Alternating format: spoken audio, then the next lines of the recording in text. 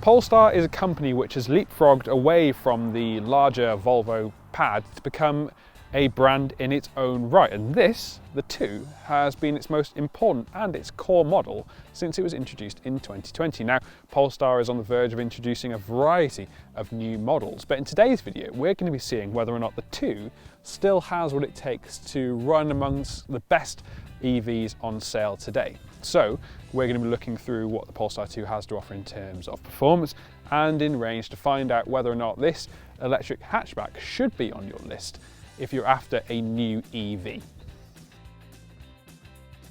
Polestar recently redesigned the look of the 2, and while things weren't groundbreaking, there are a couple of ways in which they breathe new life into this car.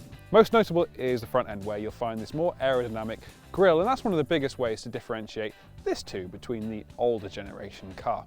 However, I still think it looks like a really classy design overall, with the fastback hatchback rear end and the contrasting gloss black elements, making this into a car which still has loads of presence despite having been on sale for a little while now. Now obviously Polestar and Volvo have always had close ties, and though that partnership is getting more distant of late, the closeness of the 2 is quite evident inside the cabin of the Polestar 2. It's got that stripped back Scandinavian feel that we've come to expect from Volvos, and now it's something we've come to expect from Polestars as well. So there aren't too many functions or features to talk about. There is a main screen, and that's powered by Android's Automotive OS, and that means you get standard features like Google Maps pre-installed, and it's more like a smartphone to use. Though interestingly, it doesn't have Android Auto, so I don't know how that works. But regardless, it's nice and clear and easy to use, and there aren't too many functions to get lost between. Importantly, I like the fact that there's a rotary dial for the volume, so you can use that nice and easily. There is a charging point for your phone, there are 2 USB sockets in the middle as well, and while all the materials don't have the flair of, say, leather or suede finishes, they're all very robust and natural feeling, and I like the seats because they're comfy. Even though they are material, I think they'll still wear quite well. There's a nice little cubby section down on each side of these seats for those loot items or just keeping your phone safe when you are on the move. And the steering wheel itself isn't too cluttered by too many buttons. Again, this is very much a Volvo design, and it's one that we've seen on everything from the XC40 through to the V90.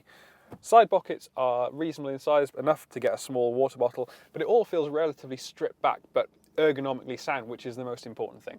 The rear seat space in the Polestar 2 is pretty traditionally saloon car-like. I've got a decent amount of room for my legs and my knees, and my foot space is okay, but it's a little bit tight.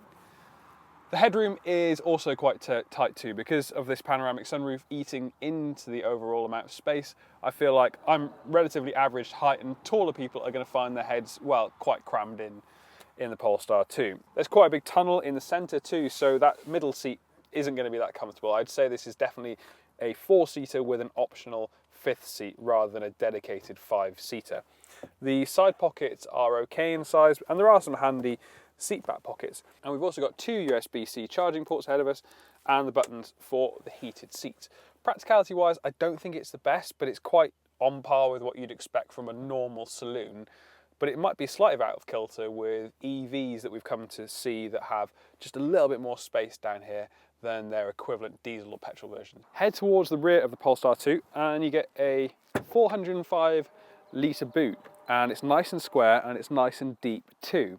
One thing I really like the boot of the Polestar 2 is this divider panel, which you can pop up and it stops all those looser items from rolling around. Or if you've got muddy wellies in this section and your coats and bags in the back, then you can keep them nice and separate. You can also lift the floor of the boot, and there's a massive underfloor section which you can store the cables. Obviously you've got the front, or you can just put more stuff in it. It's a really handy load area and definitely elevates the level of practicality that you get from the Polestar 2. Makes this a really good family car. We're behind the wheel of the Polestar 2, and I tell you what, this is quite an impressive electric car to drive, and I do think there's little wonder why I'm seeing so many of them on the roads. I don't know if you're seeing loads of 2s out and about, but I've seen plenty of them. Now, the one we're in today is the one that I would pick out of the Polestar 2 range. It's the long range standard motor, and what that means is it gets one electric motor. There are dual motor versions, but most importantly, it gets a big battery. In fact, it gets an 82 kilowatt hour battery, and that enables a range of just over 400 miles, which is superb, and it's giving the Tesla Model 3 a bit of a run for its money. Of course, at 5.9 seconds to 60, it's certainly no slouch. And whereas you can go quicker in the dual motor version, I think it's just nicer to have that extra range, and I don't feel like this car needs to be any quicker whatsoever. Got a nice, robust kind of feeling to the steering wheel, and the only thing that is kind of upsetting the whole package is quite a lot of tyre roar and a relatively fidgety low-speed ride. The problem that these big EVs have is simply disguising the weight. You have to make them stiffer in order to manage that weight overall, otherwise it would just collapse on itself. And then you fit some big alloy wheels that people want, and you get a car that just struggles to deal with both a rough surface like the one we're on today, and also those potholes that, well, we're all quite used to now. Polestar 2 just doesn't really like them. Rearward visibility is not great either. The rear opening is very tight, although that's contrasted by a very nice widescreen setup up front and slim pillars, so there are pluses and minuses to it. It's also got a good charge rate of 205 kilowatts, so plug into those ultra rapid chargers and you will get a decent slug of charge for any amount of stop.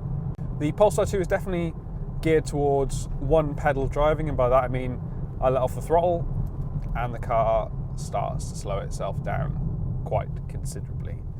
And that's great for around town. You can disable it, you have to go into the menu, and that's something I find a bit of a pain. I'd rather just have a designated button or paddles like we've got in some other EVs, but actually for the most part I tend to just not bother with the main brake and just use the regen instead. So come up to a junction, I'll just let off a little bit earlier than I would do usually. I've also spent a decent wedge of time on the motorway with this car, and it feels very well suited to driving at higher speeds as well. Again, you just get that annoying tyre noise, and it just doesn't feel quite as quiet as you'd like it to, but it's not bad by a long stretch. I also like the fact that we've still got quite familiar controls for the gear selector down the bottom, and most importantly, I've not got anything bonging at me. That's really nice.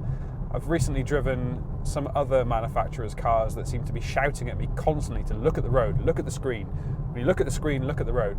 Polestar 2 doesn't have too many of those alerts. I've got lane keep assist, which gives me a mild vibration through the steering wheel if I stray across the line.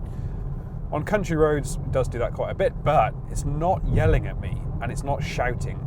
And I think there's something to be said about a car that just lets me get on with it. I feel more in control and less distracted. It's really pleasant.